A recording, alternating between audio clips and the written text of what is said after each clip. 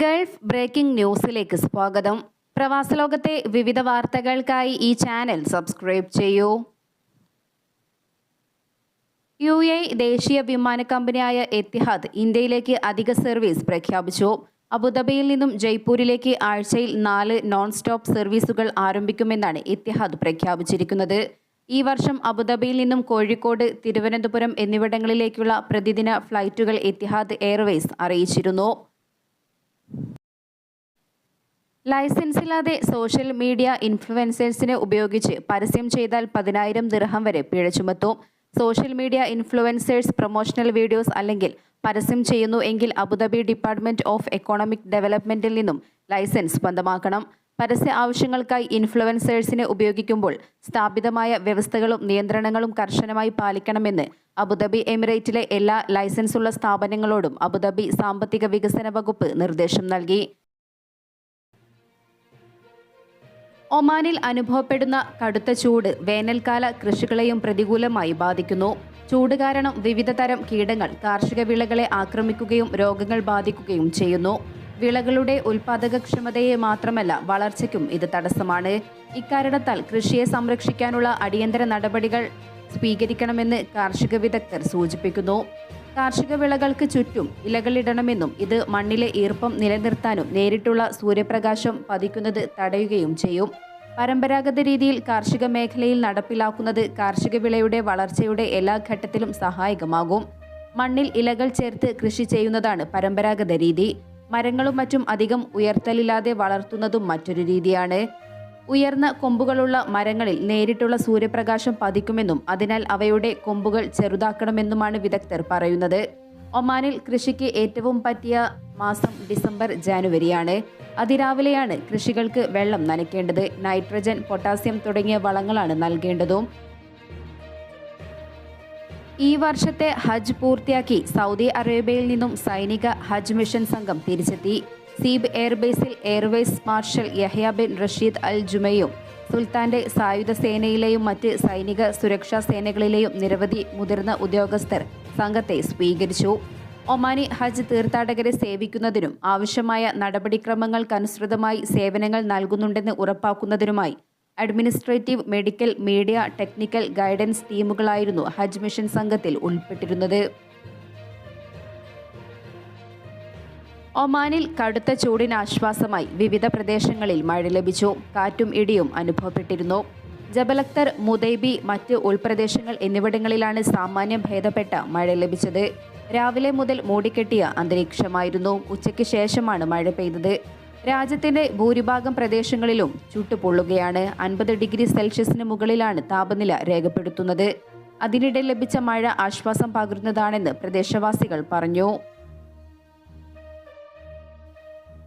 ഗാസയിൽ നിന്നും ഇസ്രായേൽ സേനയെ പൂർണ്ണമായി പിൻവലിച്ച് സ്ഥിരമായി വെടിനിർത്തുകയും മനുഷ്യരുടെ ദുരിതങ്ങൾക്ക് അറുതി വരുത്തുകയും വേണമെന്ന് ഒമാൻ ആവശ്യപ്പെട്ടു. Independent international commission of enquiry റിപ്പോർട്ടിന്മേൽ യുഎനിൽ നടന്ന ചർച്ചയിൽ ഐക്യരാഷ്ട്രസഭയിലെയും ജനീവയിലെ അന്താരാഷ്ട്ര സംഘടനകളിലെയും ഒമാന്റെ സ്ഥിരം പ്രതിനിധി ambassador Idris bin Abdurrahman Al ഖഞ്ചരിയാണ് ഇക്കാര്യം അറിയിച്ചത്. ഒക്ടോബർ 7-ന് എന്താണ് സംഭവിച്ചതെന്നും അതിനെ തുടർന്നുള്ള സംഭവങ്ങളും പരിശോധിക്കാൻ ആവശ്യപ്പെടുന്ന വസ്തുതാന്വേഷണ സമിതിയുടെ റിപ്പോർട്ടിന് ഒമാൻ പ്രതിനിധി സംഘം നന്ദി പറയുകയാണെന്നും അംബാസിഡർ അറിയിച്ചു.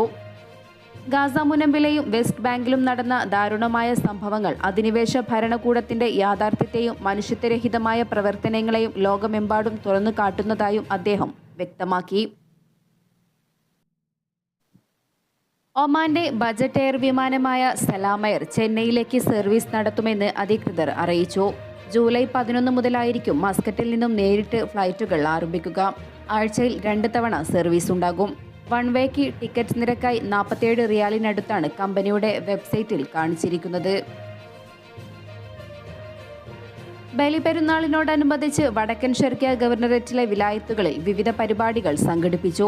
ഇത്തരം പരിപാടികൾ വിനോദസഞ്ചാര പുരാവസ്തു കേന്ദ്രങ്ങളിലേക്ക് നിരവധി ആളുകളെ എത്തിച്ചു. വാദി ബനി ഖാലിദിലെ പ്രകൃതിദത്ത തടാകങ്ങളിലടക്കം കഴിഞ്ഞ ദിവസങ്ങളിൽ നല്ല തിരക്കാണ് അനുഭവപ്പെട്ടത്. വിദ്യയിലെ പ്രസിദ്ധമായ മരുഭൂമിയിലും സന്ദർശകരുടെ തിരക്കായിരുന്നു. ഓപ്പൺ മാർക്കറ്റുകൾക്ക് പുറമെ 4 wheel drive, cycling, sports racing മത്സരങ്ങൾക്ക് ഈ പ്രദേശം പ്രശസ്തമാണ്.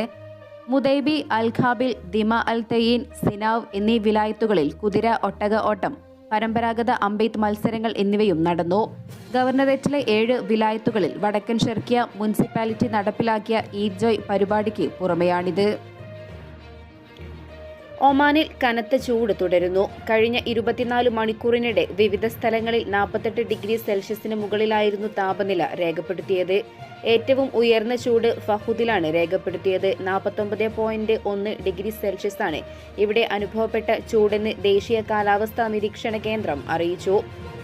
ഹംറ അദ്രോ 48.3, ഇബ്രി 48, സുനൈന 47.9, ഖുറിയാത്ത് 47.6, ദമാവതയാൻ 47.5, ബിദ്ബിത് 47.4, റുസ്താഖ് 47.3 എന്നിങ്ങനെയായിരുന്നു വിവിധ സ്ഥലങ്ങളിൽ രേഖപ്പെടുത്തിയത്.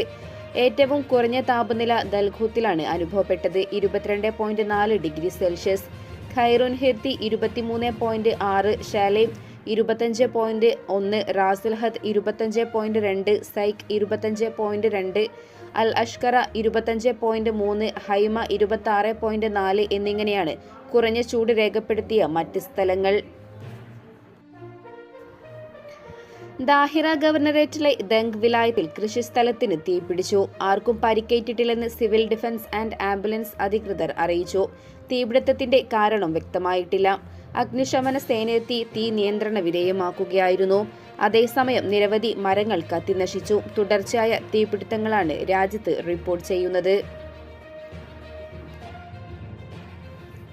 ടിക്കറ്റിന് വൻതുക ചെലവാക്കി പെരുന്നാൾ അവധിക്കാലം നാട്ടിലേക്ക് ആഘോഷിക്കാൻ പോയ പ്രവാസി മലയാളികൾക്ക് മടങ്ങിവരവിൽ ആശ്വസിക്കാം. കേരള സെക്ടറുകളിൽ നിന്നും മസ്കറ്റിലേക്ക് കുറഞ്ഞ നിരക്കിൽ ടിക്കറ്റുകൾ ലഭ്യമാക്കിയിരിക്കുകയാണ് വിമാനക്കമ്പനികൾ. ജൂൺ 23 മുതലാണ് രാജ്യത്തെ സർക്കാർ സ്വകാര്യ മേഖലകളിൽ പ്രവൃത്തി ദിവസം പുനരാരംഭിക്കുന്നത്. അന്നേ ദിവസം ഉൾപ്പെടെ താരതമ്യേന താഴ്ന്ന നിരക്കിൽ ടിക്കറ്റുകൾ ലഭ്യമാണ്. ജൂൺ 23 കോഴിക്കോട് നിന്നും മസ്കറ്റിലെത്താൻ 39.5 റിയാലാണ് എയർ ഇന്ത്യ വെബ്സൈറ്റിൽ കാണിക്കുന്നത്. കണ്ണൂരിൽ നിന്നും മസ്കറ്റിലേക്ക് 42.7 റിയാലിനും കൊച്ചിയിൽ നിന്നും 45 റിയാലിനും തിരുവനന്തപുരത്ത് നിന്നും 45.9 റിയാലുമാണ് ടിക്കറ്റ് നിരക്ക്. തുടർന്നുള്ള ദിവസങ്ങളിൽ വീണ്ടും താഴേക്ക് പോകും. എന്നാൽ സലാലയിലേക്കുള്ള ടിക്കറ്റ് നിരക്കുകൾ ഉയർന്ന നിലയിൽ തന്നെയാണ്. മുൻ വർഷങ്ങളെ അപേക്ഷിച്ച് പകുതി നിരക്കിലാണ് ഇത്തവണ കേരള സെക്ടറുകളിൽ നിന്നും മസ്കറ്റിലേക്ക് ടിക്കറ്റുകൾ ലഭിക്കുന്നത്. സലാം എയറിലും താരതമ്യേന നിരക്ക് കുറവാണ്. യാത്രക്കാർ കുറഞ്ഞത് അപ്രതീക്ഷിതമായ നിരക്ക് കുറവിന് കാരണമായെന്നാണ് വ്യക്തമാകുന്നത്. നാട്ടിലേക്കുള്ള ഉയർന്ന നിരക്ക് കാരണം ഇത്തവണ വലിയ തോതിൽ പ്രവാസികൾ പെരുന്നാളിന് നാട്ടിലേക്ക് പോയിട്ടില്ല. കേരളത്തിൽ കനത്ത മഴയായതും പ്രവാസികൾ പലരെയും കുറഞ്ഞ അവധിക്കായി നാടുപിടിക്കുന്നതിൽ നിന്നും പിന്തിരിപ്പിച്ചു. സ്കൂൾ അവധിക്കാലം ആരംഭിച്ചതിനാൽ നാട്ടിലെത്തിയ പ്രവാസി കുടുംബങ്ങളെല്ലാം ജൂലൈ അവസാനത്തിലും ഓഗസ്റ്റ് ആദ്യവാരത്തിലുമാണ് മടങ്ങിയെത്തുക. ഇതും നിലവിലെ സാഹചര്യത്തിൽ യാത്രക്കാരുടെ എണ്ണം കുറയാൻ കാരണമാക്കി.